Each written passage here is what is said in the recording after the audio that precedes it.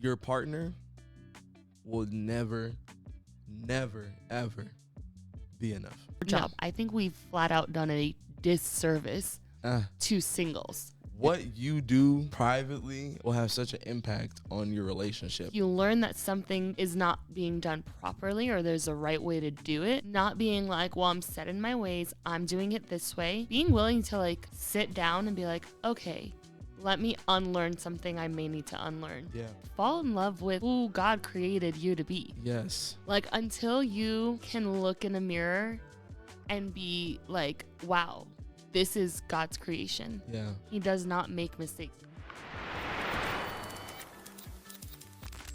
Good morning, good evening, good night. Welcome back to the Get Up Podcast. It is your boy, Omari Prince. I'm glad to be here again. Once again, it's me. Joe is off doing his mission. He is being a pastor right now as we speak, discipling some people. But I do have something really cool that we're going to talk about. This is another episode, and we're going to get into dating again. I thought it would be interesting if we could have some female perspective, or I don't know. I don't really like saying females. Some people don't like that. So I'll say women perspective. Thank you. Yes. We're going to have some women perspective on dating. And this way it's like, okay, what are they looking for out of the man? And also, it gives opportunity for girls to say, for men to say, what are we looking for out of women? And more than anything, I think this is like a good conversation to just shed perspective. We're not gurus. We don't have every single answer to every single question, but we do have some life experience and shared experiences from people that I think will, one, make for a good conversation, and two, benefit you. So I do have two very special guests on with me right now that I'm super excited to have. So I actually have my wife here with me. Hello, y'all. This is Kim. Yeah, Kim. Yes, the love of my life. Aww, And there should be an so aw sweet. button. Yes, there should be. I think she deserves some claps. Yeah. She does deserve the claps. So we have another guest, as you can hear. And this is another friend of mine that I was fortunate to meet, 2 years ago at this point now? I think so. Just about. I think 2 years now. And I had to really get to know a lot more of your story. No, because I feel like we've only actually talked about music and then had the unfortunate flat tire experience. Which, we have bonding experiences, but we just time to create some more depth. But she was one of the first people to support us when we created the podcast, and I wanted to have her on as a guest. And the time is finally here, so I want to introduce to some and present to others, Mary Grace. I'm so excited to be here. It's been a long time coming, like you said, and just it's gonna be a fun conversation. Yes, Stick it around. will. Yes, it will. So, all right, let's get into it. So, we sent out polls on Instagram to just get some questions in about some dating things that people were thinking about. And the question was, again, hey, what are some questions that women have to men? So I feel like we should start there, since, again, the last podcast we did was about men to women. So one question we can start with, I'm going to flip it from, so one thing about women and dating and men in the church is a lot of times it's way more women than men. And so we opened it up to men and women, and we got like 3 questions from men and like 20 from women. So one of the questions was from a woman, but I'm going to flip it from the perspective of a man and give a female perspective on what are some qualities you look for in a Christian spouse. Christian. I would be, Okay. She asked, what are some qualities you look for in a Christian woman? I'm going to be answering, what are some qualities we look for in a Christian man? Because I'm not looking for a woman. Got you. Okay. Yeah. So as a man in a church, like in a biblical relationship, you're called to lead. You're called to cover. And if I know more about the Bible than you, like if you can't teach me anything about the Word of God, how are you going to lead me and our family? Y'all heard that? It's important. Get in the Word, y'all. Get in the Word. Not for the sake of a relationship, for your own sake, but you need it. Yeah, I think that's really important. To just say that even to just guys directly. Yeah. And as a husband now, what you do privately on your own will have such an impact on your relationship. Yes. You know, I came to the Lord. We happened to be in a relationship when we started dating. I mean, when I came to the Lord, we were dating when I came to the Lord. So there was a lot of unlearning and relearning. And I've seen the fruit of people on the other end where they've already spent the time with God so that by the time they end up in the relationship, things can just grow and flourish from there. So there was a lot of backpedaling. So how am I going to lead her if I don't go to the one who should be leading me? Mm-hmm. Right. That part. That part. So like, what are some other qualities that like women are looking for in Christian women are looking for in Christian men? Yeah, I'm speaking solely for my Jesus lovers out there because that's what I am. One thing you just said about like how there is a lot of unlearning and relearning, just being teachable, being willing to be like, I've learned this since I was a kid and I've done it one way my whole life. If you learn that something is not being done properly or there's a right way to do it, not being like, well, I'm set in my ways, I'm doing it this way. It's like being willing to like sit down and be like, okay, let me unlearn something I may need to unlearn. Yeah, so true. And relearn something better. Relearn a better way to do something. Improve. What's some things you think? I think for me, the thing that comes to mind is I wanted somebody who would bring me closer to the Lord, and that was definitely something that you did for me. Like, I grew up in the church. You really didn't. Yeah. No, I was. No. Right. Yet, you brought me so much closer to the Lord, and that was like an indication to me that like I'm keeping my eye on you. Like I'm taking this even more serious now. Yeah. So yeah. Okay, so this is like to just speak about, for me, I don't know, this is the same advice I give to just generally, this is to men and women. If like a good sign is this person does bring you closer to the Lord. Oh, absolutely. And that could mean a lot of different things, right? Because we're talking about in the context of dating. But before we even start dating, you have to meet somebody first. Well. And their lifestyle, you might not know them intimately yet, but their lifestyle could encourage you to be closer to the Lord. Either it could do both. It could either do that or the opposite. Right. And here's the thing, like you said, you don't need to know them intimately to see fruit in their life, whether it's good fruit or bad fruit. Come on. That will be evident of what they are like behind closed doors, what they are like with their walk with the Lord. You'll see it in the fruit of their life of like, are they patient? Right. Are they like even going to the basics of like the fruit of the Holy Spirit? Are they patient? Do they exhibit self-control? Are they kind? How do they treat their mom? Well, how you know how they treat their mom if you don't know that's fair point. That's a fair point. But the other stuff right. is evident in their life.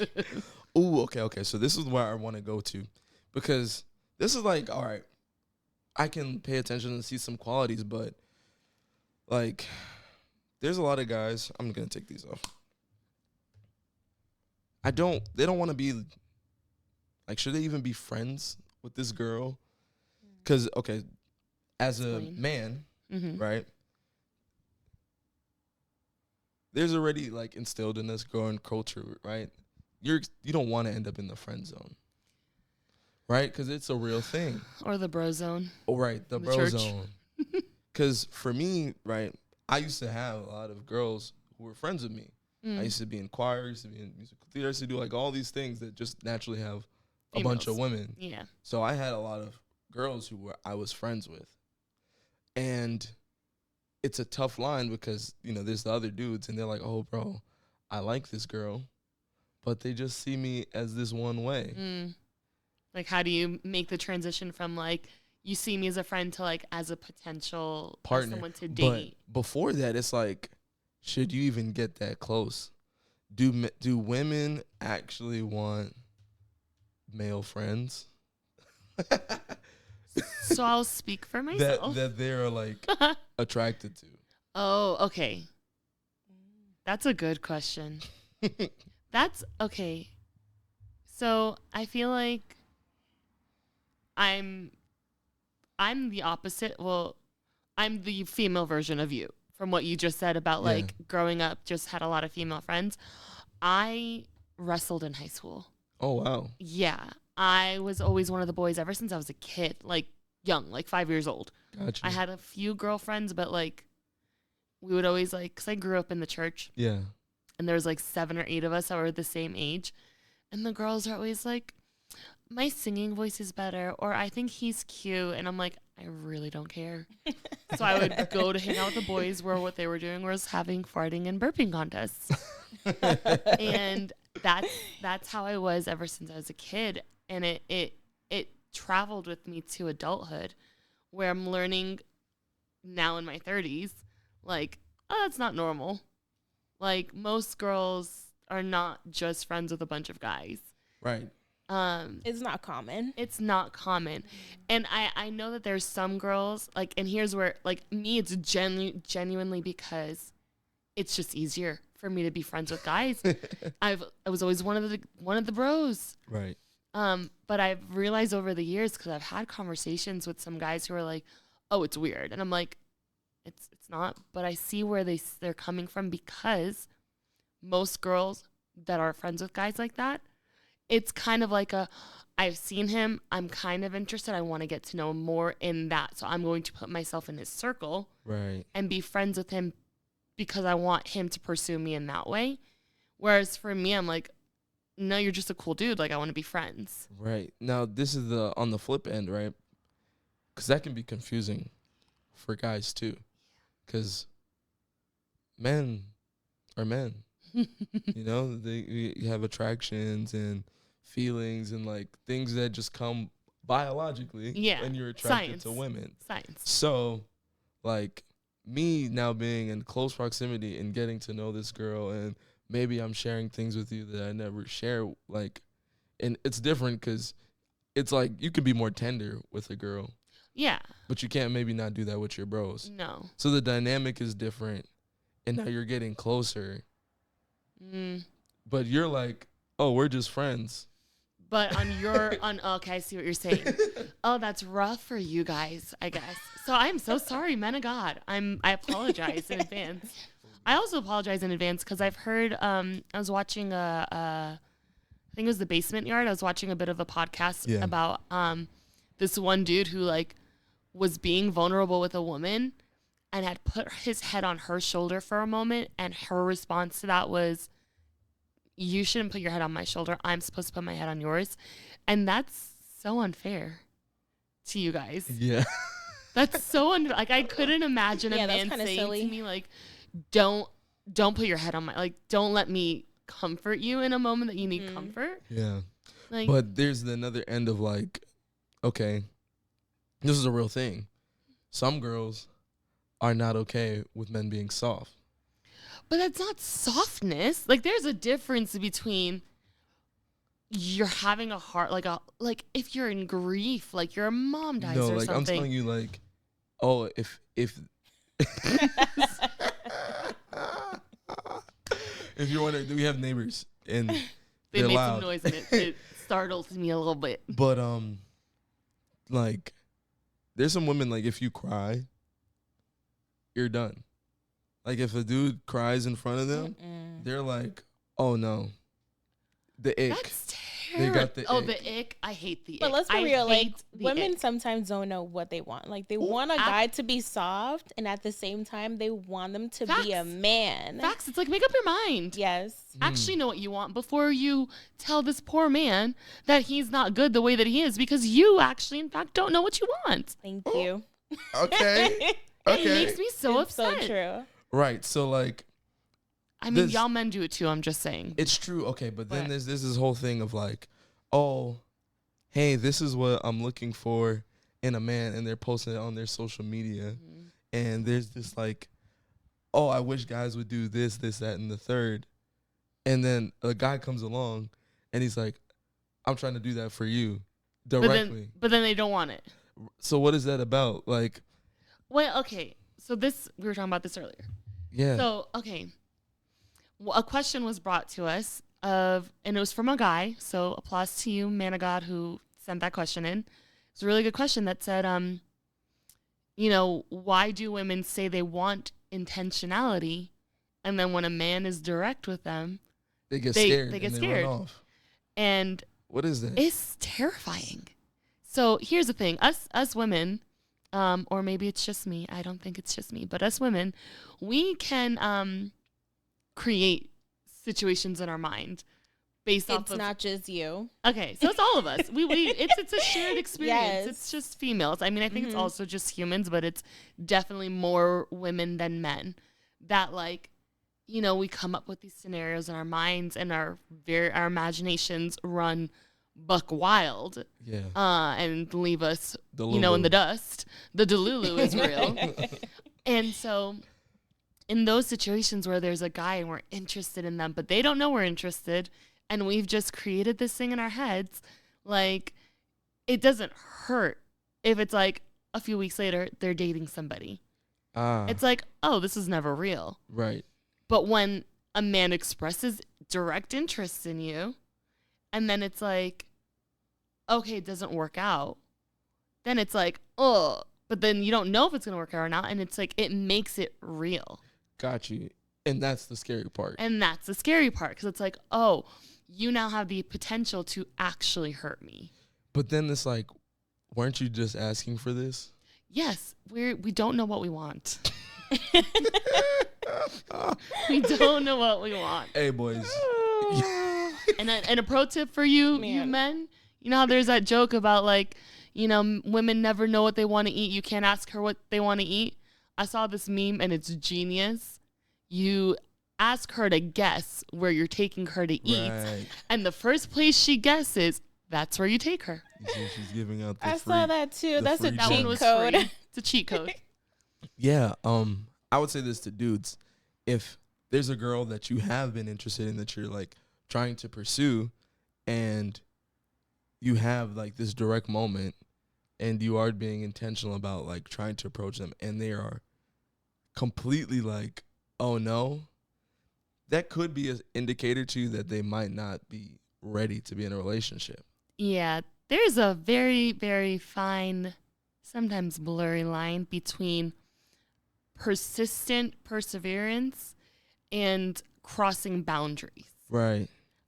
Be careful. Read social cues. Read body cues. Yes. Don't make a woman uncomfortable in the name of I'm gonna be persistent.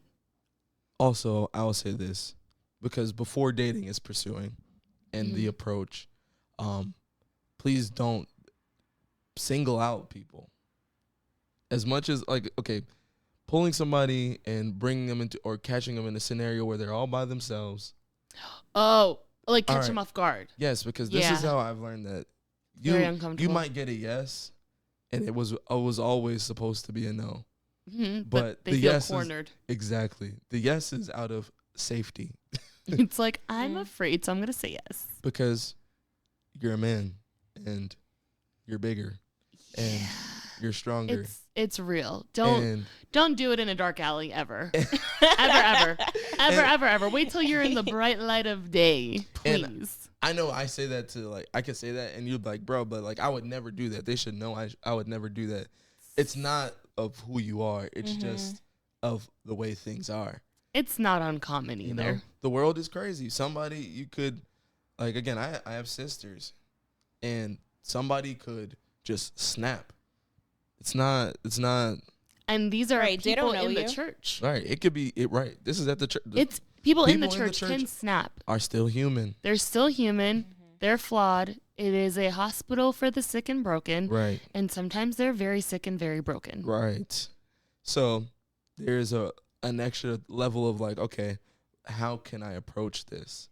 Mm-hmm. So me saying that, it does lead to another question that I got was like, okay, how do I approach this with accountability? That's really good. And that's really important. Like, have leaders in your life that you trust. Like you should have okay, just like in a biblical relationship, the man is the covering. You need covering as well. Like, yep. As a man, you need pastors, you need leaders, you need people that pour into your life and speak into yep. you. You also need godly relationships. Like, yes. not relationships with godly people, but I mean like relationships with godly people that are married.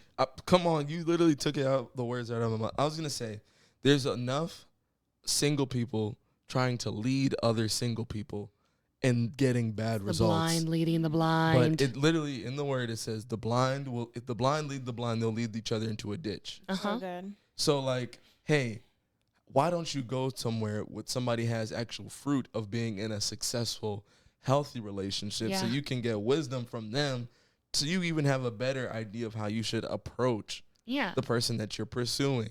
Oh, yeah. And it's biblical. Like, you're supposed to have people that pour into you. Yep. You're supposed to have people that are kind of your peers. Yeah. And then people that you pour into. Right. So people that can relate with, like, the season you're in. So you need people that are in a season ahead of you. A season ahead of you that you want to be in. You need people that are in the season that you're in so that you can relate with them. And people that are in the season that you came out of. Because you have wisdom for them. Right. Called discipleship. Right. It's leaders leading leaders. I kind of want to go back one more step before to the previous question, because I didn't ask you guys, but like, I think there's a lot of guys wondering, what is a comfortable way for a man to actually present interest to a woman? That's a really good question. I think there should always be a clear distinction. Like, if your intentions are to pursue a girl, I think you should make it clear. And of course, I do believe that every relationship needs to start with a friendship, and that can be achieved, but I do think it needs to be communicated that you are interested. Okay. In more than just a friendship. So, like, but how do I do, like, how will, like, they do that? Because, okay, a guy was going to hear that. And remember, we're talking to dudes. Yeah. So, we love y'all. So we're like, oh, bet. So she just wants me to say, I like her? Like, I'm actually interested in her? Bet. I'm going to do it on Sunday. I'm going to be like, yo, I like you. Hey, you know, I really, you know, think you're beautiful, and like, I like you. I agree completely with Kim. Don't. There's a difference between, like, you meet somewhere, you have mutual friends, you develop a friendship, and out of that friendship, naturally you're like, oh, sugar, like, I like this girl. Yeah. Or I like, you know, from a girl's perspective, like, oh, sugar, I like this guy. There's a difference between that, like, natural progression and, like, earlier what I was saying about how, like, some girls and guys do it too, like them, then try to get to know them because they like them, but they do it in the guise of, like, oh, this is my friend. Right. And it's like, but you were interested from the jump. Also. It was never just a friendship and that for was you. the whole point of. Also, it was manipulation. It's a little manipulative. Not, Exactly. Not innocent. No, not innocent. There's like an ulterior motive. And it's, even if it's just the ulterior motive being that you like this person, the fact that one party is like, I like this person, and the other party is like, he wants to be my friend, Yeah. that's a problem. So let's like stop blurring the line of I'm attracted to this person and this is the person I need to be with. Oh yeah, there's a big difference. Two different things. There's not everyone you're attracted to you need to be with, but you will be attracted to the person that you need to be with. Yes, 100%. And I want to say this because, like, all right, bro, you especially if you know you're attracted to her. Like, if you know you're attracted to a woman, there needs to be a different approach for yourself to keep yourself pure. Yeah. Because, again, our whole goal through this is to create a biblical relationship. Yeah. So, and you're not going to have that without purity and holiness. And you're not doing yourself any favors getting too close to the thing that makes you hot. Because it will burn you. Uh-huh. And, like, all right. That's to say, okay, yes, you do need some proximity. Otherwise, you're never going to get to know them. Well, yes, proximity is important. So there's the end of, like, how do you get there? Can we, maybe you do things in group settings with friends.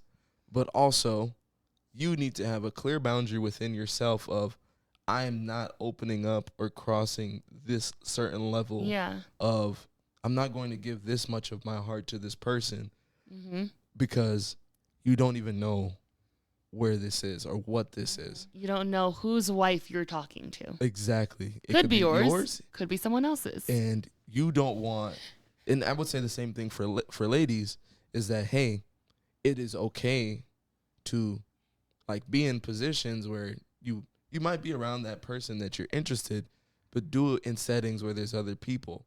And don't pour too much of yourself. Gather data about this person. Learn about them. Be the FBI. Yes, and go talk to the people that you know who are leading them. Yeah. Find out things about them. If you are interested, you know, to see, is, like, this even worth my time? Or, like, how can this work out? Like, you got to find this information out. And you can do that in a way that doesn't put your heart in danger. Yeah. Like you were saying, don't make up stories in your head first. Right. Yeah. The delusion is real. Don't do it. I can't say don't do it. Try not to do it.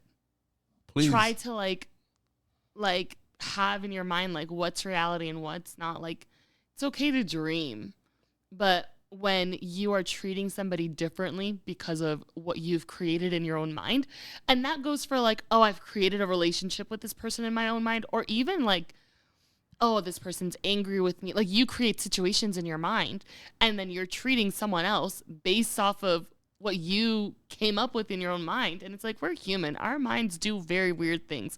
Like, there's a reason why scientifically, for you wanting statistics, like, we only understand like X amount of the brain. Like, it's a very small % of the brain that we actually use and understand. Like, don't jump to conclusions. Don't assume. If you assume, there's an old saying that I won't use because it doesn't use the best terminology, but it makes a fool out of you to assume. And so, like, here's okay. Is that a cuss word? A butt. It's a donkey. It makes a donkey out of you. Oh, okay. I was just going to say it. Are we allowed to? Because I don't mind doing that, but I didn't know if we're allowed to. I don't think that's a bad word. But oh, okay. Whatever. So you can cut the first part out and you can just say this part. Don't assume it makes an ass out of you. Right. That's the saying. Yeah. And it's true. And it's something I've dealt with a lot because I'm really friendly and I just genuinely like getting to know people. And I've had guys assume wrongly that I was interested in them and like treat me meanly, like real mean. Yeah. I've had also some guys who thought I liked them and like asked me like, hey, are you interested? And I'm like, I love you as a human person and a child of God. I don't see you like that. And I think like that's a healthier way. Just ask. Yeah. But at the same time, like, you don't want to make anybody uncomfortable. So again, it's how you ask. Oh yeah. So I'll honor a friend of mine, dear friend who is now married and expecting a little baby boy. So he might get who I'm talking about based off of that. We became very good friends. He was like a brother, and I think he texted me and he was like, hey, I just want to clarify something and just make sure. He's like, is there any interest on your part? And I was like, no. I was like, I do love you. Like, I genuinely, I went to his wedding. Yeah. Love him and his wife. I was actually just at their baby shower a few weeks ago. But I was like, I don't see you like that. You're like a really good friend. Like, I call him Brother Bear. Yeah. And, but I told him, I was like, I honor the snot out of you for actually talking to me about it. Wow. And not just getting weird. Because even if they don't get mean, because some got mean, some just got weird with me and were treating me differently. And I was like, why? Right. Well, okay, so this, I feel like it's a genuine why. Yeah. It's because a lot of men don't know how to express that. That's like, it's hard. It is hard. Especially like. I understand. All right, so there's another thing just with guys. And it depends, like, if you're a bigger dude or like I am a black man, there's been situations where people are just intimidated. And I don't know why. I'm always smiling. And you're like, I'm like, literally. Have you met me? Yeah, like, you do not know me. And I think there's a factor of certain guys where when they have addressed how they feel, it comes off the wrong way. And that's fair. Now it's a whole nother situation. So the defense response is like, shut down. Distance. Shut it down. Be cold. That makes a little bit of sense. And it's like, it's a little militant. A little bit. And it doesn't feel good. And they're aware that it doesn't feel good. But they don't know how else to go about it. Right. And it's like, this is safety for you and for me. Okay. That doesn't make it like any better. No, but it helps you understand at least. So, that's just to speak for some guys. I wanted to answer this question. And I feel like this is a tough one because it could be sensitive. But they asked, how important is physical appearance? Okay. And I think that's like just that portion of the question is important to men and women. Yeah. Like, how important though? That was an intermission. And we're back. Yeah, one of the cameras died, so we just had to, put a battery in and switch the SD cards. So what we ended on was this question. This is a great time. If you've been enjoying so far, please leave a like, share, comment, send it to a friend. And if you have further questions about any kind of topic, whether it is this or something else, leave it in the comments. All right. So the question we were asking was, how important is physical appearance? It's important. It's not the most important though. For me, I feel like it was always like a secondary thing. Stop it. Hey, let her talk. Funnily enough, that was not the first thing I saw. I know. It was definitely the personality. Well, I mean, how can you I know it's so corny, but like... No, it's not corny. I'm just saying he has so much Actually, I'm lying. You know what got me first? The singing. Mind you, that'll do it. I wasn't... You heard it here first. Sing publicly at all at that time. So... Just for funsies? No, but for real, though. Yes, the singing. But the personality, I just thought he was so refreshing. Out of just all the weirdos out there that I was meeting. And then, yeah. And then the looks, of course. I found him attractive. And here we are. Not you cheesing like this. Yeah, he's like, thank you. I hope can we like do a thing where we zoom in on your face in editing just for that part? Because that would be great. Okay. Yes. Yeah. It's important, but like she was saying before, it's not the most important. I feel like we need to make a distinction between things you need in a spouse and things you want in a spouse. For example, I am nearly 5'7", and for all of my life, I have been one of the tallest girls. I know maybe a handful of girls I've met in my whole life, all 35 years, that have been either my height or taller than me. Yeah. And a lot of guys that were just my height. And so I would like somebody to be much taller than me. But the reason I want that is because I'm like, oh, I want to feel little, but I want to feel like safe and protected. Right. And so you don't necessarily have to be super tall to be that for a woman. But if you embody safety and you like make it clear that you will protect this woman, you could feel the need without in a different way. having the height. Right. So physical, it's not necessarily physical appearance that's important. It's attraction. Yeah. And attraction will grow over time. Yes. Attraction will grow based off of, yes, the person, how they like appear to be, their looks, but also who they are. Yeah, like I've heard so many people say like, I loved my husband, but he became so much more attractive to me when he became a father. Yeah. When I saw him taking care of our children. Yeah. And it's like attraction will grow. Yep. There just has to be some attraction there to start. Yes. But it doesn't have to be like, oh my gosh, it's the beginning and I have 100% attraction for this person. And that was going to be my point because, sorry, I stole it. No, it's okay. Like, no, that was good. I was kidding. No. It was a joke. That was good. Yeah, no, so I was going to give you the drums. But that would have been a good moment for it. Now we need the drums. Okay. So, okay, let me gather myself. I was going to say that the physical appearance does matter, but it is like the connection and the attraction that really matters, because you can be attracted to somebody for so many different reasons other than just how they look. But like on the most practical level, just to answer the question, because from a man, right, and to most women, you guys aren't going to be doing the pursuing. The reality is, a man probably is going to have to decide to approach you and say, hey, whatever they say, to try to get this thing going along. Yeah. So in that sense, yeah, they do need to be attracted to you. But one thing that I've noticed that makes people beautiful is when they feel beautiful.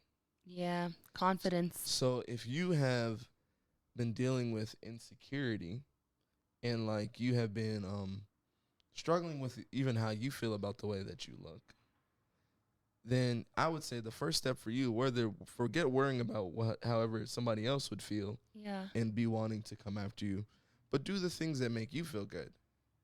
If it's to work out, do that. If it's to, maybe do your hair, do that. If it's to change up your wardrobe and dress up a different way, or you like getting your nails done, do those things.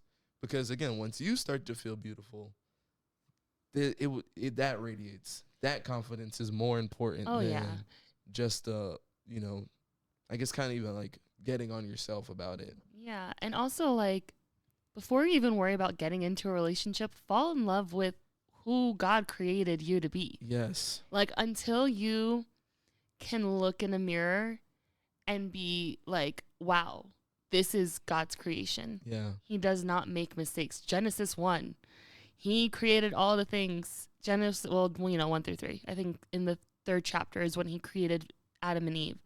And he stepped back and he said, it is good. Yes. He created you and he says, it is good. And it's not like, I feel like we use good so much nowadays as that's like good. Oh, no, well, that's real churchy. Yes, we do that too. But I feel like we use like oh, how are you? Oh, I'm good. And it's like, you're not But good. Are you though? It's like, yeah, but it's like biblically when he said good, like he was like, no, my creation is perfect. Yeah. Like there's no lack. The only time he said something wasn't good was because Adam was alone. Right. He needed community. He needed a mate. Fall in love with Jesus and fall in love with who he made you to be. Right. Because he did it on purpose. And that part is so key. Because the reality is, your partner will never, never, ever be enough. No. It's just not possible. Facts. Like, I can't, no matter how hard I try, I cannot meet all of Kim's needs. No. It's and just, you're not created to. No. We're to work together. Yeah. We're to grow together. She's my other half. Not just my rib, she's my other half. So there's things that we need to go through together, and like the way that we grow can help us grow closer to the Lord. Yeah. But in the end of the day, if I haven't gotten the key relationship with God, right, and seeing him the way that seeing me the way that he sees me, then it's not going to, like, I don't have anything to give her. I have nothing to pour to her. I have nothing to offer. Yeah. I'm just an empty cup. And even like going from before, because you guys are coming at it from like the perspective of you're already married. Right. So like you need to, like, it's like that. There's like an illustration on the internet where it's like a godly marriage and it's like a triangle. I don't want to give I'm not trying to do the Illuminati sign. I'm just trying to do a triangle. She's like, I was like, how do I do this without making... It's a triangle, and so it's like, you know, the man and the woman, and God's up here, and it's like the closer you get to God, if it's a triangle, the closer you are going vertically with the Lord, right, it comes to a point. So naturally, the two will be closer and closer the more they are going after the Lord. Right. And the only way that because you can't fill her needs. Right. She can't fill your needs because there are needs that are only the Lord can fill. Yeah. Like a super cheesy thing was like, oh, you have a God-sized hole and only he can fill it. 100% though. It's true. It's cheesy. It's cliche, but it's facts. Right. There are like, and so you guys are coming at it from that perspective, but from like the before part of like pre-marriage. Yeah, being single. Like, you need to find that contentness in the Lord first. Yes. Because a man or a woman will never, could never, and are not supposed to fill all the needs. Before you even start thinking about going there with a person. Yeah. Like, again, I think that goes back to the Delulu, where it's like, you can imagine that, oh, I'm feeling this way because I don't have that person. Uh-huh. Bruh. Or they think the relationship will solve the problems. It won't. You gonna get it the person. It expounds it. And you gonna feel worse. Yeah. You gonna be there like. You're just gonna bleed on them. Because nothing's gonna get better. And you're gonna be like, well, it's supposed to. So it's not the right person. It must be them, not me. So then you try someone else. And it's the same exact thing over and over again. Dang, I thought this was gonna go away. Guess what? Here it is, loud and clean. Loud and clean. Exactly that. Like, oh my goodness. I'm sorry, y'all. It's true. New technology is fun. Yeah. So don't expect that, because like, okay, I was talking to a friend. I spoke to this about on the last episode with Kirk, and for me, growing up, it's like pornography was always something that was a part of my life. So coming into marriage, it was like, I figured, okay, I gave my life to the Lord, and I had went through a series of deliverance, and I was like, okay, I'm working this thing out of me. When we finally have sex and we can do what we need to do, I probably won't go back to this ever again. Lo and behold, we do have sex and we're now intimate, and I still have the same feeling. Yeah. I still have the same random desire, and it's like, oh, okay, so I thought sex was what this need was. You thought it would fill. Fill, but actually, this is connected to something else. And it's like, okay, I had these comforts, and I had this this need, like I could just get high on my own, or like get a hit of dopamine off of just doing something like that. So it had nothing to do with sex, but all about pleasuring myself. Yeah. So, me thinking that marriage was going to be the thing that got that out of me, I was completely wrong. And unfortunately, too many people think that with all a lot of things. problems, like not just like pornography or addictions like that, but just like my relationships with other people, Right. or my anger or my lack of self-control. It's Right. like getting into a relationship with somebody and getting married and getting into one house will have, from what I'm told, I'm again not married. Amplifies it. It amplifies all of those problems. Yep. It just like shines a flashlight on it. Yep. Because it's like now you not only know your own problems, but you have someone else who's like, hey, they're pointing it out, but also they're also someone else that's another human that's like going to poke and press and prod and push the buttons. Yeah. Right, because you can't run away from your problems. Now No. you're Unfortunately, you're no one is fast enough, not even Usain Bolt. Right. She's funny. Thank you. Okay. I would say I try, but I really don't. I'm just like this. I think this transitioned really good into this question. And I think it kind of answered itself. But somebody asked, if you're not ready for marriage, spiritually or financially, do you think you should be dating?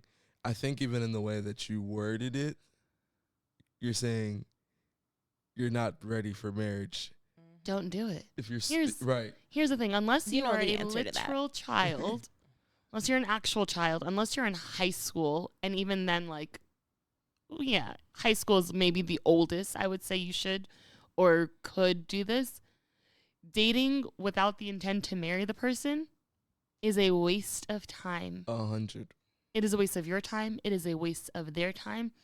And the sad thing is, most of the time when you're doing it, they're not aware that you're doing it. Nope. So you are more wasting their time than yours because they're in it to be in it. Right. And for the long haul, and you're in it just for fun. You're in it because you're lonely or for giggles. Fill in the blank, for fun.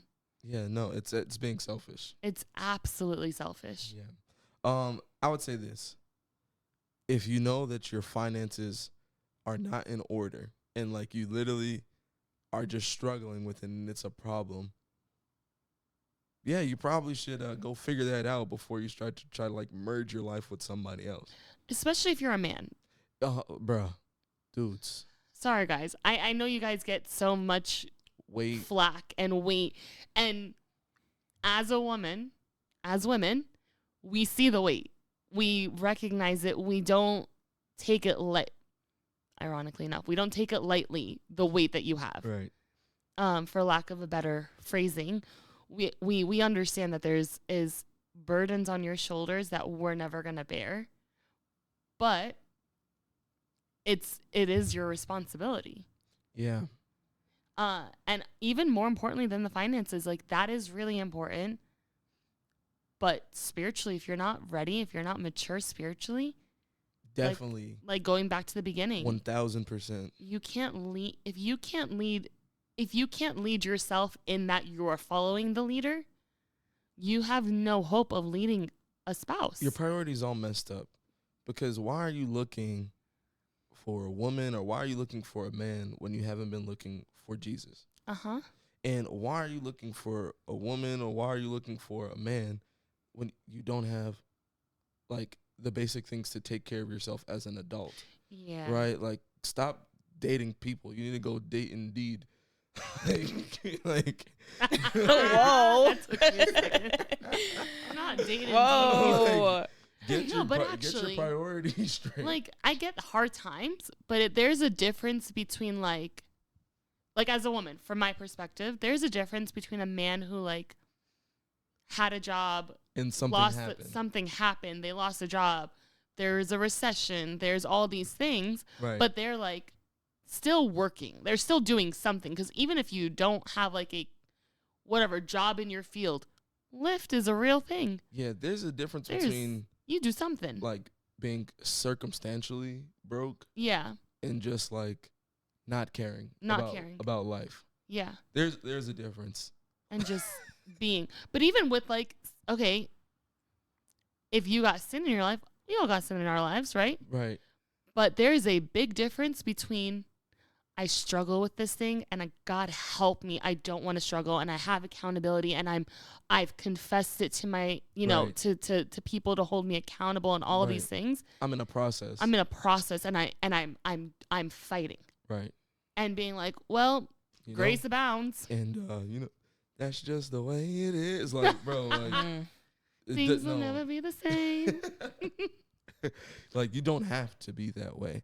And I mean, if you are that way, then there's deliverance. I would say, just to answer the question, then don't date. No, don't. Like, let's get the foundation right. Because it won't work. And let's say, God forbid, it just does work, and you guys end up married to somebody, and it was just all off of this rush of emotions and 6 months of passion, and now here we are, and you get married, and you realize, wait, I don't even like this person. No, it's like,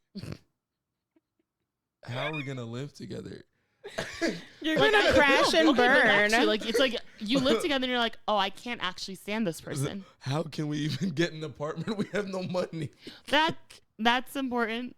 Especially if you don't like make it clear beforehand that you're, say, like in debt or something, and then you go into the marriage and then you drop the bomb. It's like, oh, by the way, I have $100,000 and what? You're like, that should have come up in premarital counseling. Right, like you're already set to fail. She will not respect you, and there will be turmoil. That will be the biggest problem, that she won't respect you, because more than anything, men crave respect. Yes. Right. Like, you guys are wired to want respect more than you want, like, affection or love. Yep. You want respect. Yeah. And a woman's not going to be able to respect that. Especially if she can't trust you. Mm-hmm. So, like, we've had to deal and talk and learn a lot about just trust and openness. And there's been situations where it's like, even like speaking specifically about finances, where like I was struggling and I just didn't say anything. And it was causing problems, but they were unspoken. Yeah. And then when it finally came up, it's like, bruh, why didn't you just tell me this is what was going on? Because you're in it together. So then there's a whole repairing. So, like, imagine that, but it's from the first day of your marriage. You're literally asking for it to implode on itself. Yeah. You're asking for problems. Right. So, I think we've made it very clear. No. The answer to that one is a resounding no. Okay. What are some non-negotiables? Love Jesus and actually walk with him. Like, there's a difference. And like, when I tell you, I have met demons in the form of men that on our first date, they're like, yeah, so at church this morning, this is what the pastor was talking about. And I felt like, he was talking straight to me. Like, he didn't just say he was a Christian. Like, he talked to me about, because our first date was on a Sunday evening, he talked to me about what he learned at church. Yeah. And so you can't just be a Christian. Like, you need to actually walk with the Lord. Yeah. And I think obviously us as Christians, like, that is probably the most important thing, because of all the fruit that comes with it. Again, our end goal isn't just to have a nice, cute relationship. It's to get married and then make it all the way to the end of our lives until we go with Jesus and be married that whole time. And again, this is where we could talk about those statistics, is that, like, statistically proven, people who are actually devout and practicing their faith have a lower percentage of divorce rate. Yeah. So there's a higher percentage of people making it to the end of life with their partner. Yeah. That's just one of the benefits of our worldview. And, we have Jesus to hold us together. The glue. Cornerstone. So that should definitely be a non-negotiable. Now, I think to answer, like, generally to everybody, there are values that, aside from, just our religion, things that you hold that yeah. you should think about when you are looking at your partner.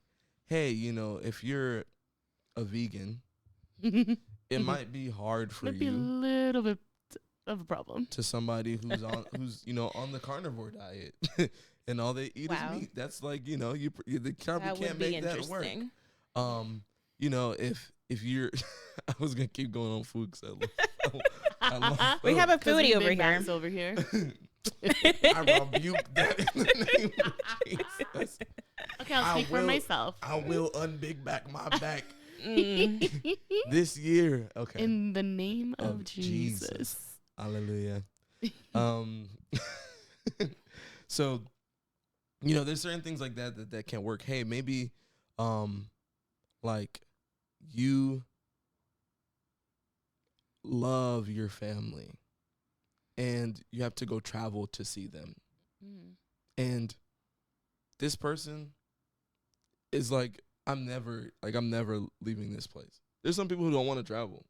Yeah, I Like, don't understand those They people. they literally just don't want. And I work in banking, so I meet all different types of people. And like I'm like, oh, why don't you fly there somewhere? They're like, no, I don't do that. Definitely not. Yeah. You might not have an alignment in values there. Yeah. One really big important one, we were talking about this a little earlier. Callings. We all have them. Yeah. Like, it ranges, obviously. Not everyone's called to be a pastor or a this or a that, but we have callings. Like, there are people who are called to long-term foreign missions in, like, not Dominican, in like the Congo, like in the Amazon, in the Middle East. If you're called to that, you cannot marry somebody who is not also called to that.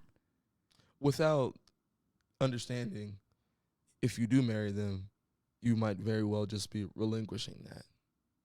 Yeah, because that's the other thing. If you don't have that alignment in your callings, and that doesn't mean like you have to have the same calling, but your callings have to align in some way, because like he said, one person will end up forfeiting their calling and inevitably will resent the other person for that.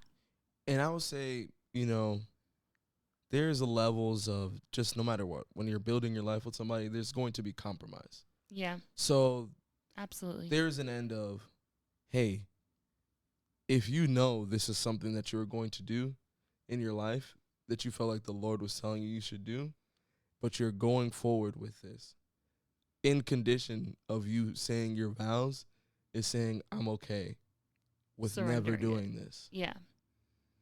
If you are okay with it, but then here's the thing, with surrender, with compromise, with all of those things, you then forfeit your right to hold it against the other person. You can't, because you had the out, you had the option, and you decided, you know what, I want to be with you. I will forfeit that. I will relinquish that. I will let that calling go. I will let that dream die. You cannot use that as part of your arsenal in a fight with them 20 years down the line. Nope. That's not fair. Nope. Because it's like, you ain't have to go down the aisle. You chose this. You have free will. You ain't have to walk this road. You have free will. Jesus gave that to us as a beautiful gift. You exercised it. Don't punish that person for your choice. We're gonna pivot. So Sorry, I want to answer some questions that came from men specifically. Well, he's asking, why are men becoming scared to date in this society, even as a Christian? But I don't know. Can ladies answer that? Can y'all? Or is that a question to men? I don't know. I have an answer for that. Okay. Yeah, you talk to people. I wish I could like zoom in. That would be cool. It's gonna zoom on you. It's gonna zoom. We can do that? Yeah. Okay, so this is the part where I would zoom. All right, in that case. What? I have to move the mic down? Just a little bit, so you got some face. Okay. So the question that was asked was, Why are men becoming scared to date in this society, even as a Christian? Because people don't understand that a date is not a marriage proposal. Uh-oh. I'll say it again for the people in the back. A date is not a marriage proposal.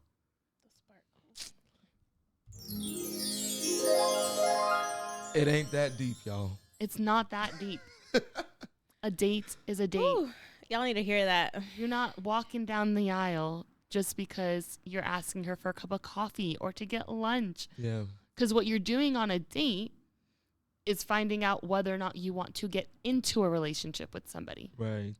At that point, when you're deciding to get into the relationship, that's when it's like, okay, that's when intentions should be set. Right. Of like, barring any craziness, that is where this relationship is heading. Right.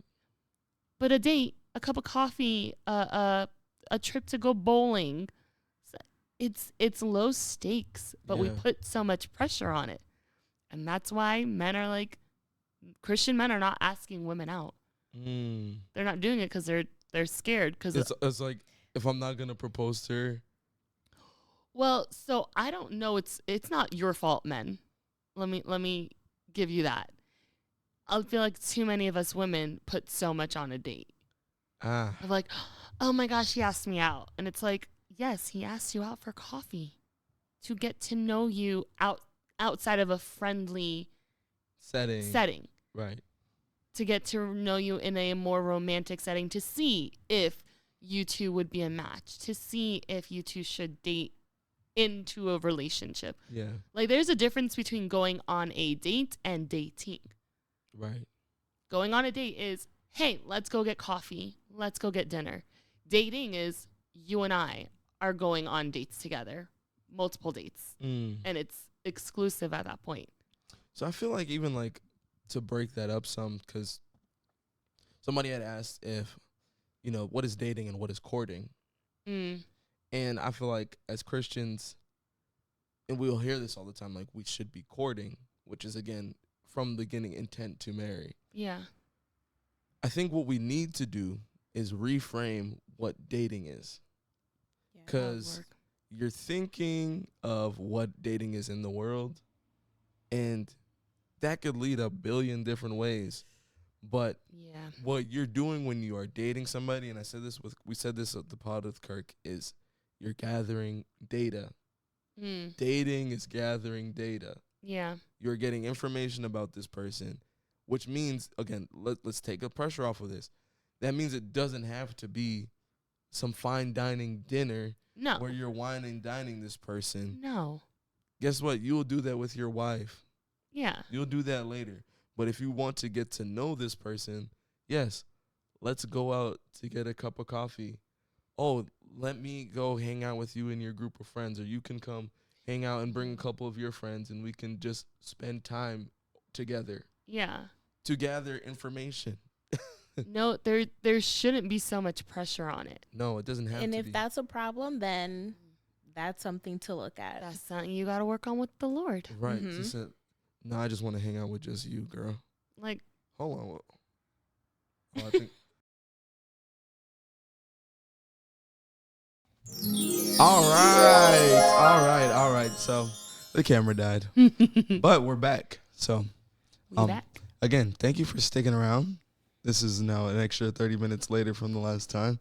And if this has been blessing you, or it's been entertaining, or you had more questions or anything, just comment, like, share, all the things. Do all the things. Yes. And you can follow us at The Get Up Podcast on Instagram and The Get Up Podcast on TikTok. It's actually The Get Up Pod. Sorry. Get Up Pod. At The Get Up Pod. All right. On TikTok while TikTok still exists. So the question. Oh, right. Rest in peace. The question that we're answering, and this might actually be one of the last questions that we answered for the night, is why are men becoming scared to date in this society, even as a Christian? Y'all got a swing? You want to take a swing at it? You want to start us off? Sure. So I think the Me Too movement has something to do with it. Not that this issue wasn't around before then, but it's definitely shed a light on it, on the issue. And I think it's given men more of an idea of what women go through and just how women think in general.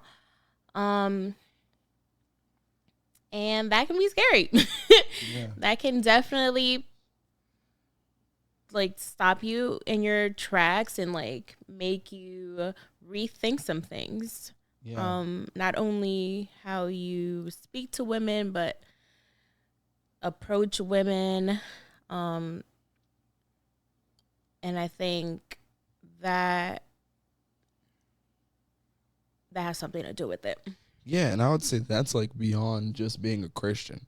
Mm-hmm. I think that's just society. That's just society. And it is a scary thing to approach. I think like another, not to take away, because we're going to go back there. Mm-hmm. But as you were saying that, it made me think of like just society as a scope. There's dating apps. There's like all these things that kind of like change the way that we would normally approach this. Yeah. So there's just these extra layers of factors that make it scarier. And it's like just men in general are not approaching women the same way. Yeah.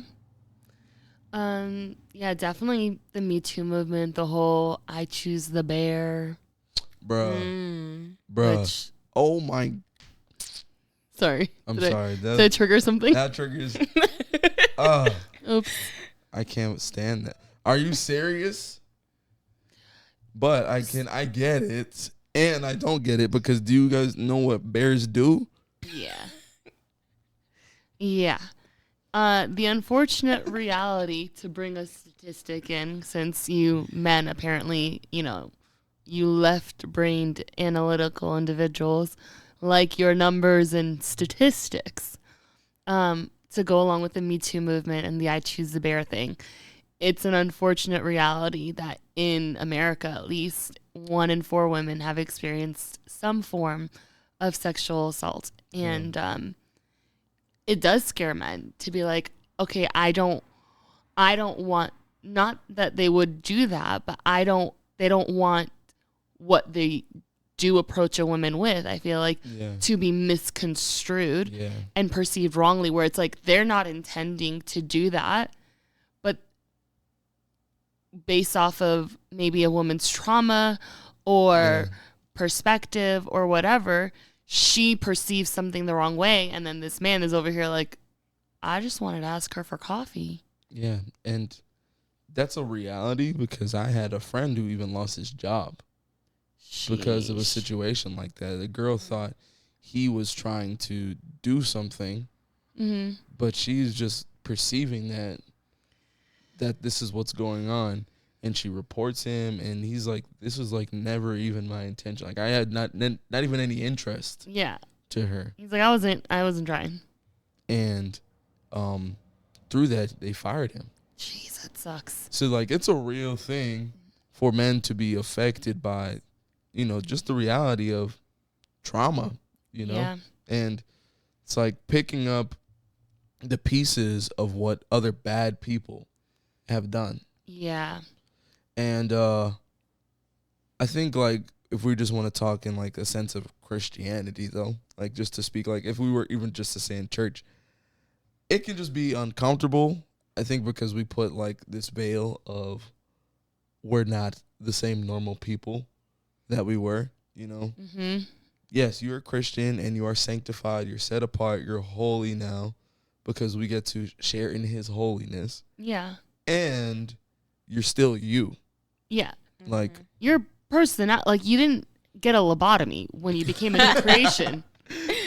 Like it's not like, oh, before Jesus, I loved the color blue. And now that I have Jesus, my favorite color is purple. It's like, no. You are the same person. Right.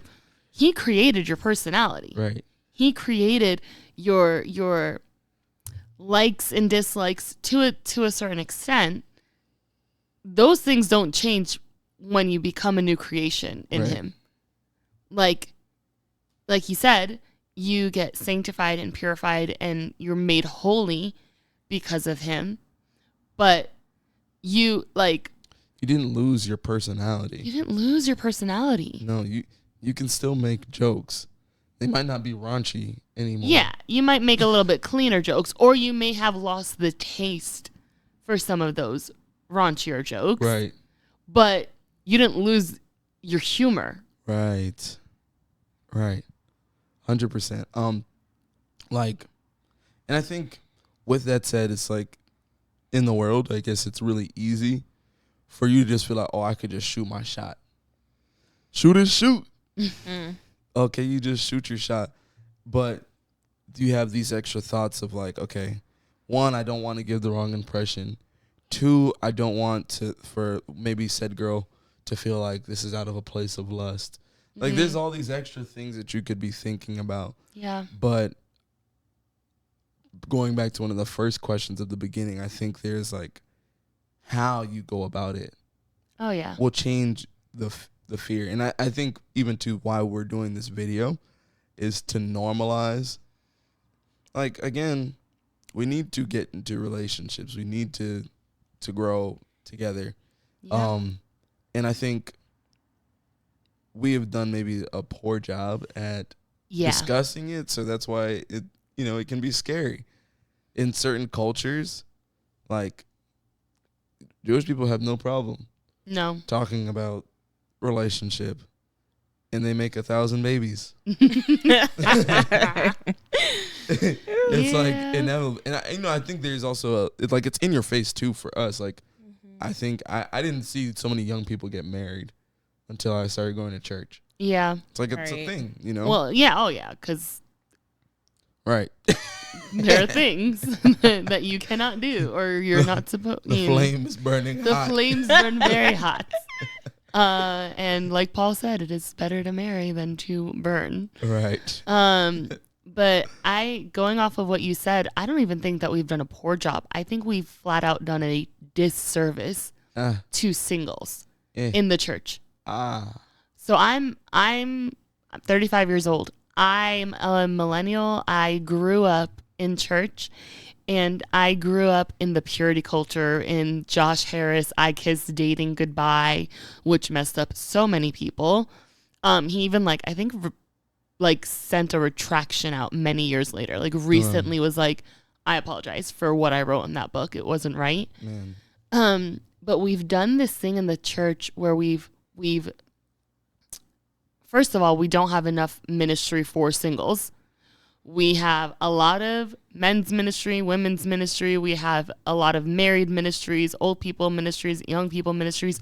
We've neglected our single people. Mm-hmm. And it's so sad because it's like all y'all were single. Yeah.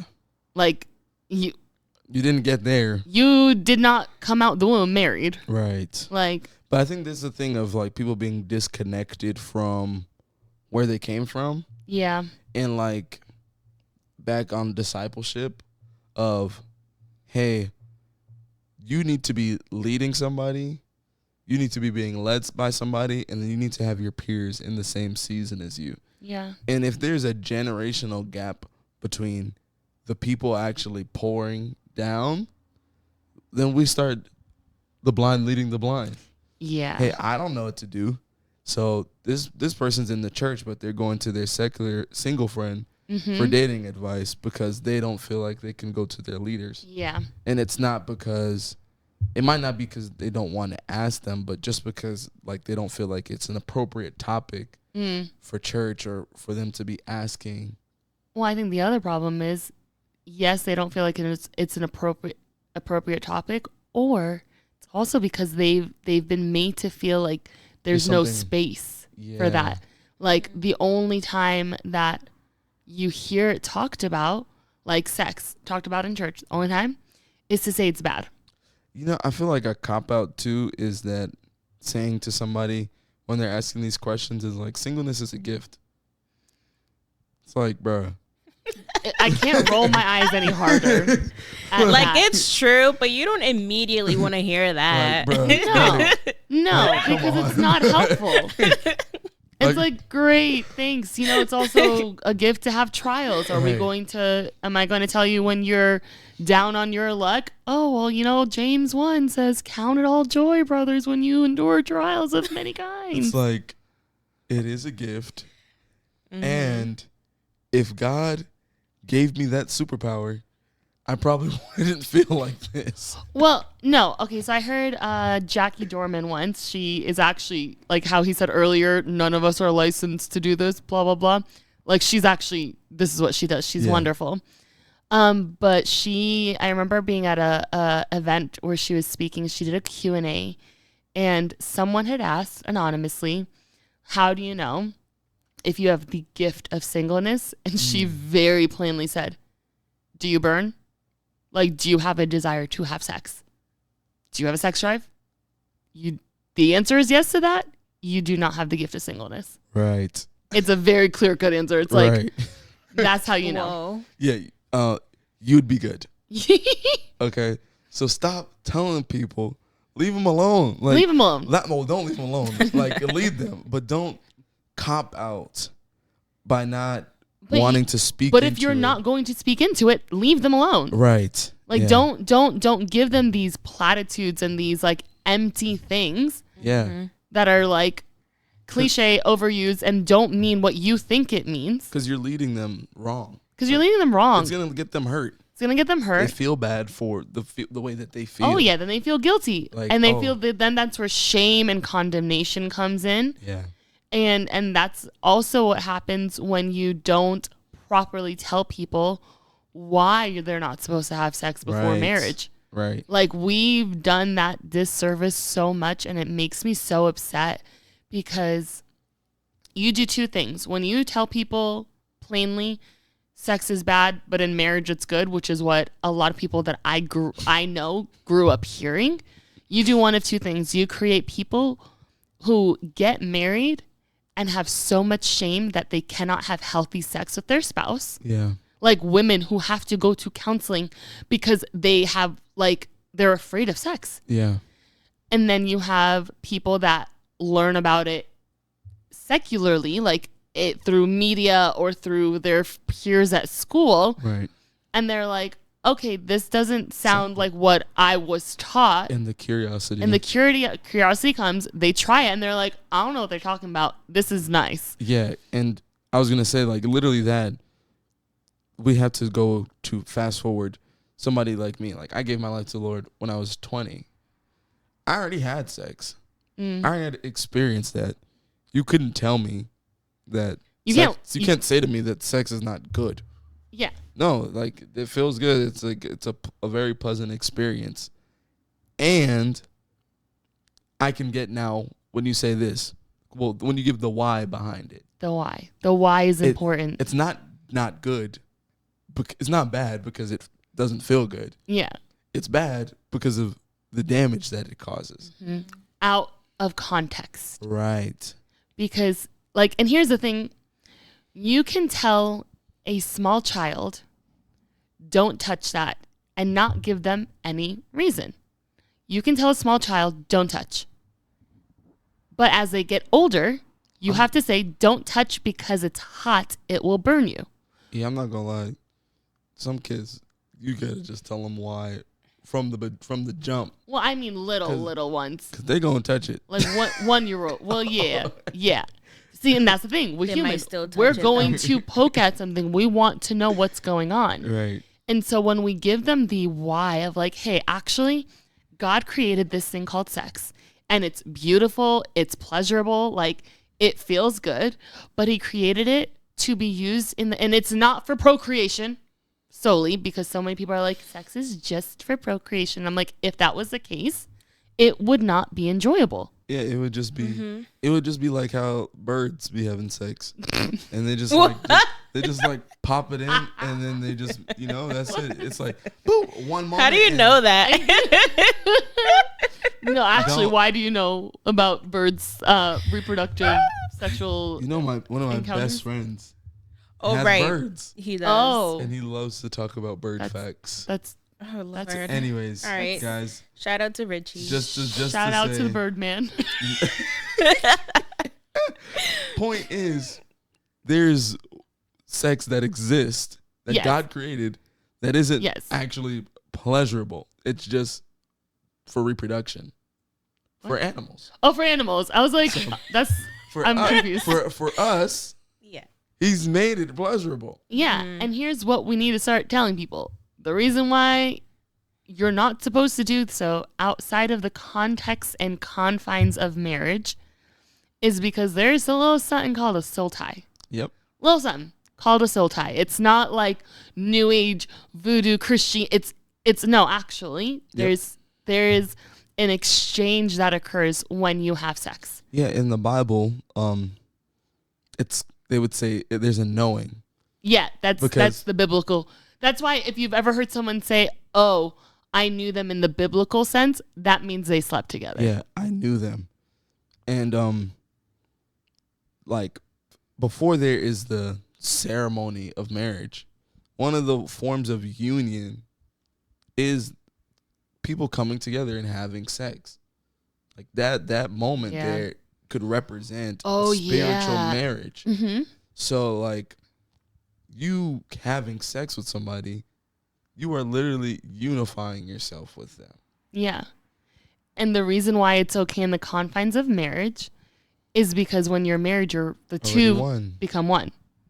And so there's no you taking a piece of their soul and them taking a piece of your soul. Because what happens is when you separate, you literally are ripping a piece of their soul and taking it with you. You're taking something that you were never meant to take, and you are giving something that was never meant for them to take. Yep. But in marriage, you can't take a piece of their soul because you are one. Right. So it doesn't hurt. Mic you. drop.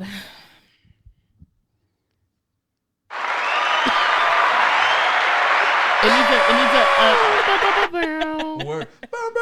That's That the one. sound that I want. That's so the one. bad. But you know So like okay. air horn.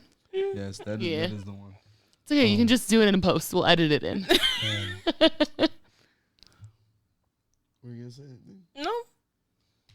Yeah.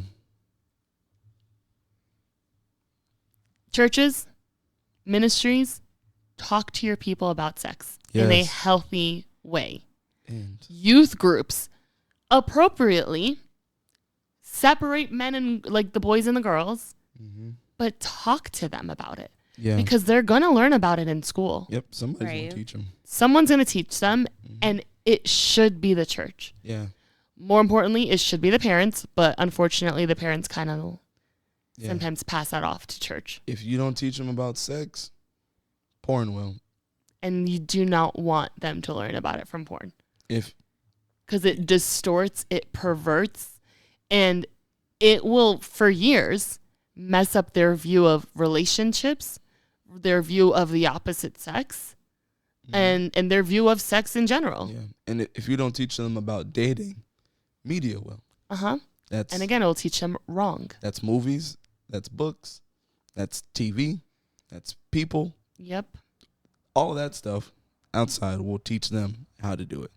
Yeah, we should be teaching it in the church. Agreed. So, with that said, I always like to mention this. We are not a church. Period. Okay? The Get Up Podcast is not a church. This is just a place to supplement, some of the stuff that you might be learning, some things that you might have questions about. Hopefully this video can answer some of those things. But I want to encourage you to be plugged in to a local body. Get in community with people. Yeah. Get discipled. Plug in with leaders. And do the thing that Jesus literally helped set in place Yeah. for you. He put this here so you have a system and a way to grow in the Lord. And be in community. Because Yes. again, going back to Genesis, I believe it's Genesis 3. Yeah. It's the only time he looked at his creation in all 6 days and said that something was not good. Yeah. It is not good for man to be alone. We are not meant to do this life by ourselves. Yep. And that's not just talking about like romantic relationships. That's talking about the body of Christ. Right. No lone wolves out here. No. So go to church. Do it. With that said, that brings us to the end of this video, and I just want to say thank you for sticking around to the end. If you have been enjoying this so far, I just ask that you leave a like, you comment, share, and subscribe. It would really help and support us. If you wanted to donate or give to the pod and just support what we're doing, you can actually support us by sending here dollar signs to $ the Get Up podcast. And then we also have Venmo, which is at the Get Up podcast. You can find us on Instagram at the Get Up Pod and TikTok at the Get Up Pod. Do you want me to shout out your socials? I'm on Instagram at Full of Life, and then there's a couple of underscores in there. Yep. That is where you can find Mary Grace. Just, find her. She doesn't really post too much. Well, you do post quite a bit, actually. I do post quite a bit. You do, actually. Just church stuff. And if you need photography, she is a really nice photographer. Aw, thanks. Yeah, she got some really cool shots. So I would definitely plug in with her on that. And we love you. Love you guys.